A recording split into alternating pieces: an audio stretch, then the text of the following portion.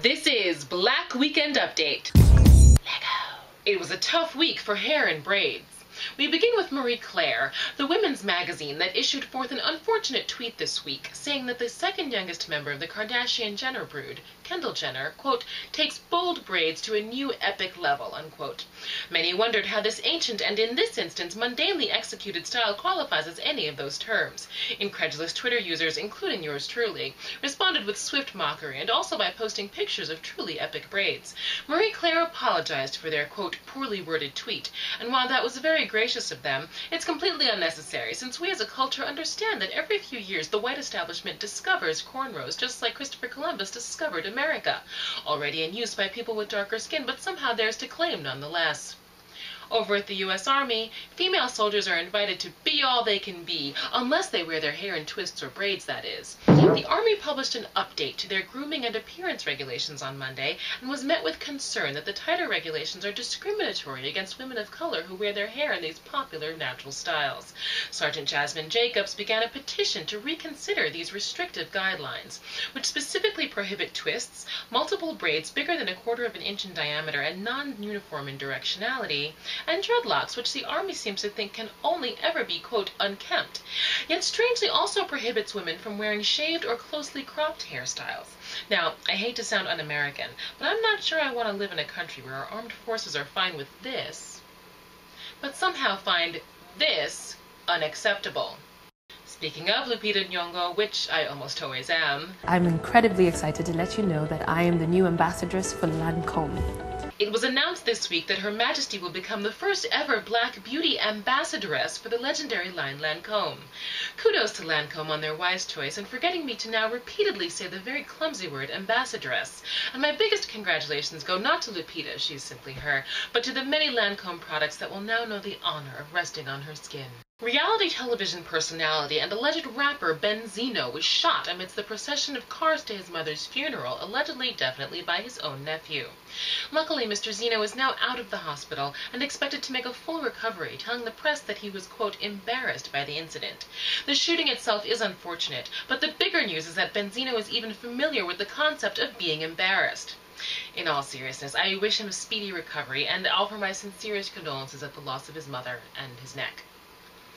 Another elder statesman of not quite rap stardom, Trick Daddy, was arrested this Thursday on charges of cocaine and firearm possession, which will now carry more severe penalties since he is already a convicted felon. This mugshot...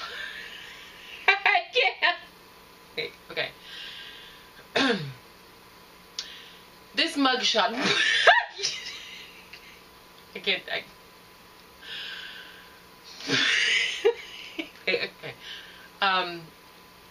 I can't do it. Okay, you know what?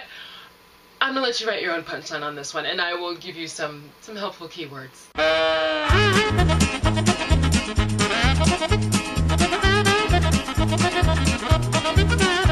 I couldn't do it. In other hip-hop news, rapper Drake released another terrible track this week. In college applications news, New York high school senior Kwasi Enan was accepted to all 8 of our country's prestigious Ivy League schools, and his achievement was widely celebrated for about an hour. Internet commenters, Reddit users, and even journalists were moved to dismiss his accomplishment, some indirectly through the seemingly innocuous yet ultimately questionable use of certain metaphors. A New York teen has made America's most wanted list, but it's professors, not police, who are after him. And some directly, such as sad Washington Post education blogger Valerie Strauss, who wrote a thoughtless think piece originally titled "Can't We Stop Talking About This?", which was then changed to the slightly less despicable "But did he get into Stanford?", followed by yet another title change that now mentions the Ivy League, and a Washington Post non-apology post from Ms. Strauss as a response to the backlash she received for pulling down her granny panties and defecating on this moment of celebration. For further commentary, please welcome Black Weekend Update's education correspondent, my traveling cousin Yvonne.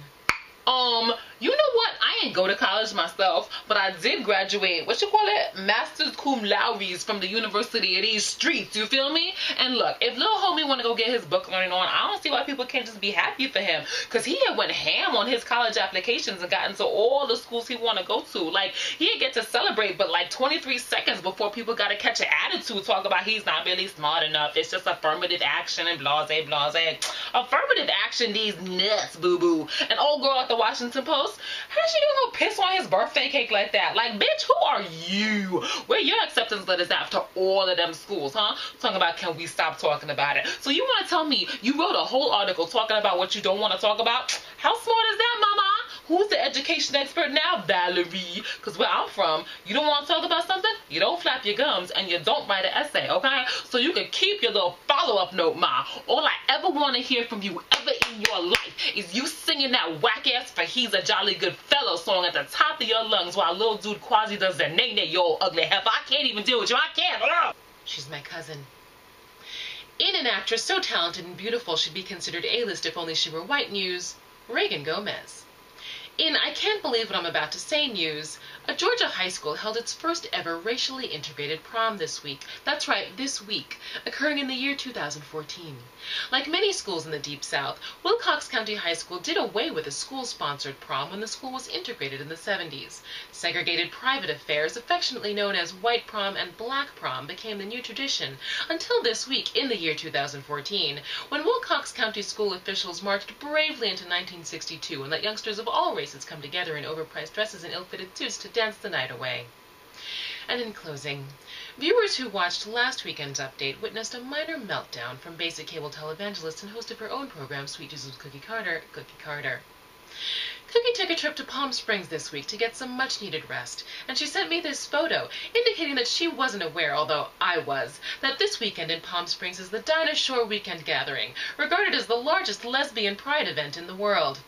I wish Cookie a fantastic, restful trip, and to any ladies watching this right now from the Dinah Shore event, if you see this woman wandering around and judging you, show her your tits. She'll love it.